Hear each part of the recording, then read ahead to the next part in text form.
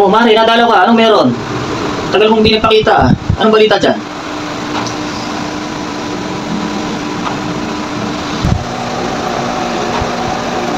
Naku, ito nga, pare. Meron akong balita sa'yo. Mainit-init pa. Kaya nga ako dumalo sa'yo dito. Kilala mo ba si Paulo? Yung kababata natin. Yung nagbabarko.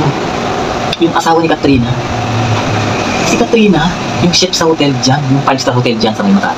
Kilala mo yun? Nakakalaro natin dati. May kumakalanta habang nasa bato. Si Paulo.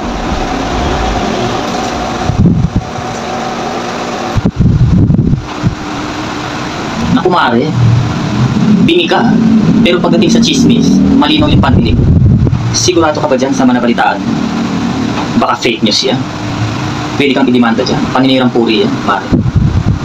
Sigurado ka ba dyan? May ebidensya ka ba? Ano ka ba, pare? Kalat na sa lugar natin. Hinahatid sundot yung babae at lagi silang magkasamang kumain, mag-inuman at may nakakita pang nag-LP sila sa dilim, sa iskinita. Pare, ikaw na lang yata ang hindi nakakaalam.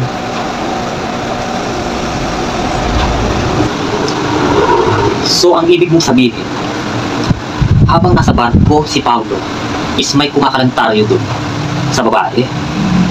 At kumpare niya pa, aba iba na nga yan. Seryoso ka ba dyan?